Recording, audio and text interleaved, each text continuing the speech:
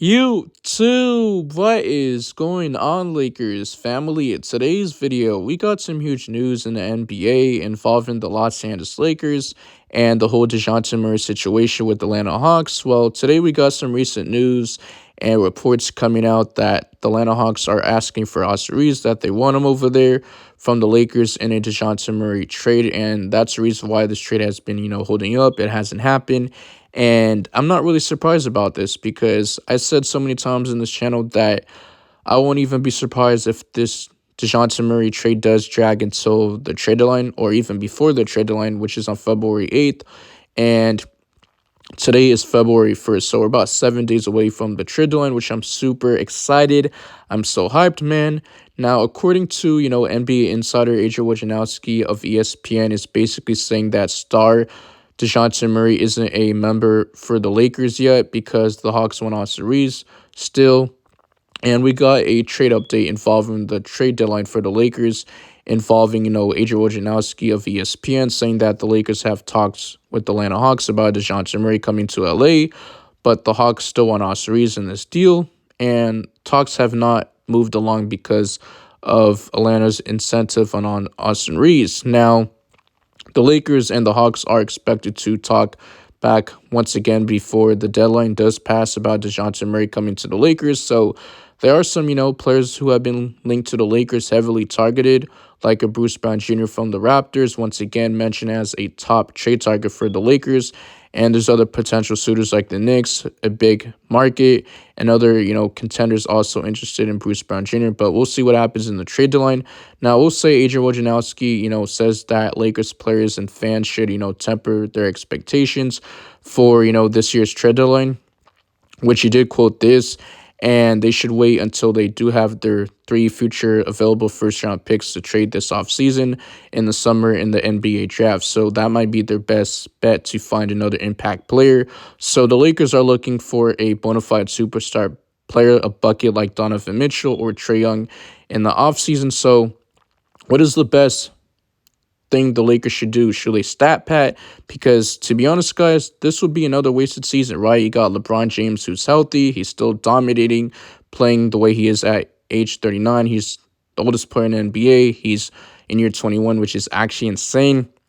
And him and Anthony Davis have been, at least healthy 85-90% of the times. There will be games where they don't play, they do rest, or if they're injured, whatever the case may be. So what are the other options? Do the Lakers go for a big man like Andre Drummond, a Clint Capella? Do we go for a player like a Malcolm Brogdon or a Jeremy Grant? Or do we even trade for Spencer Dinwiddie, Dorian Finney-Smith, or Royce O'Neal? But we'll see. It's very interesting. The Lakers do have other options. They could go a different route.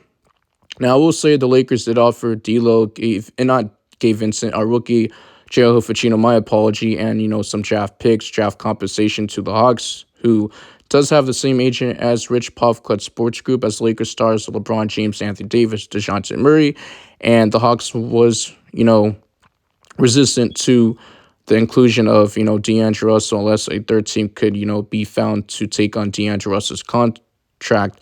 So D'Lo does have a player option next season worth about $18.7 million. So I will say D'Angelo Russell has been, going crazy, been a little bit more consistent over the past month, but I still want to trade him because he has to prove me wrong in the postseason. But for right now, I still want him gone. And arguably, Austin Reaves was like our third best player behind LeBron James, Anthony Davis in the postseason, like almost every single game, right, that the Lakers played in the playoffs. And D'Angelo Russell was just unplayable. He was averaging around 6 points per game, so I just don't really trust him in the postseason once again, but I hope him for the best, and I hope that he does prove me wrong for the Lakers to at least win a championship, but we still got to make trades ASAP, right? Now, I will say Austin Reaves is averaging close to 15.2 points per game, 4 rebounds, 5.2 assists, 0.9 steals, and 0.1 blocks this season, while shooting close to 48.6% from the field and shooting 34.4% from 3, which he is struggling to knock down his shots consistently. Last year, he shot around 39%, so his percentage are going down, but he is shooting, very good from the free throw line at 86.6%, and he's making around $12 million per year for the Lakers. And then for Dejounte Murray, he's averaging close to 21.5 points per game, 5 rebounds, 5.2 assists, 1.3 steals, and 0.3 blocks, while shooting close to 47.2% from the floor. And he's shooting, 38.3% from three, which he's improving. Not the greatest three-point shooter, but it is improving from where last season he shot around 34%. He's known as a mid-range game, one of the best two-way players, can provide on the defense end, also on the offense end, and he's very good at blowing past defenders, and he needs to work on, finishing at the rim better. But I'll like him on the Lakers, and he's also shooting around 83.2% from the free throw line, which is very good. And he's making around $17.7 million, which is reasonable for a player that's playing really good this season for the Atlanta Hawks. And for D'Angelo Russell, he's averaging close to 17.1 points per game, 2.6 rebounds, 6.1 assists, 0 point steals, and 0.5 blocks. So he's been going crazy, and he shot around 47.4% overall from the field and shooting 41.7% from three-point range, which is, ridiculous. That is insane. That is very good, right? And he's also shooting around 79.8% from the free throw line, which should be better. But he's also making around $17.3 million. And the Lakers' record is 24-25. We're the 9th seed in the Western Conference, and we're 5-5 in the last 10 games, and we're a game below 500. And we're currently on a 2-game losing streak. We lost to the Houston Rockets on the road, and then the other night we lost to the Hawks on the road, to a team who's 20-27, 10th seed in the Eastern Conference, and they're at least 7 games below 500. That is not unacceptable, right? And the Hawks did beat the Lakers on January 30th by the final score of 138-122.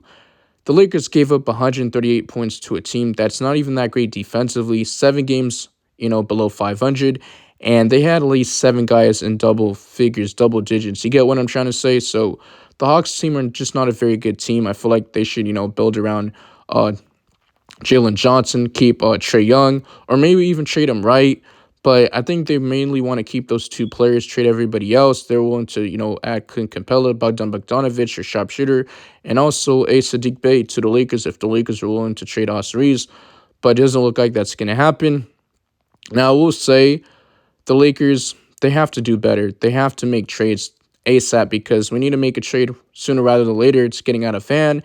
And also, there's a report coming out today that our stars LeBron James and Anthony Davis are not playing, which does make sense. There's no point. We're probably going to get blown out in Boston just because of the refs, and we don't get the calls that we usually get. No, not usually get, but you get what I'm trying to say.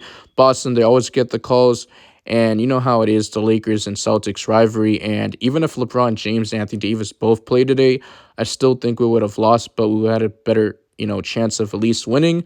Now, I will say Austin Reaves in that Hawks game for the Lakers, he led the team in scoring. He had 28 points and 6 assists. And then for D'Angelo Russell, he had 9 points and 5 assists. And he was, due for a bad game because he's been going crazy. But he did play, horrible. And then for Dejounte Murray, he had 24 points and 9 assists. So it's going to be very interesting what the Lakers do between now, the trade deadline. Do we save our pick? Do we make trades that have been not talked about, or the Lakers make a trade for a big man or get someone in the buyout market? Because trades can go out of left field. Just because we've been talking about Dejounte Murray and these other players doesn't mean the Lakers are going to trade for them. Do we go for a Tyus Jones or a Colin Sexton from the Utah Jazz?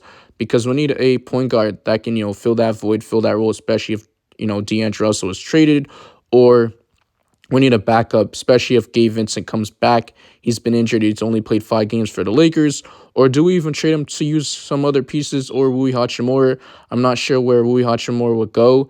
Do we trade him, especially if he's not included in this Dejounte Murray trade, if it's, centered around D'Angelo Russell, Wokijinga Hafachino, our 2029 first-round pick and draft compensation.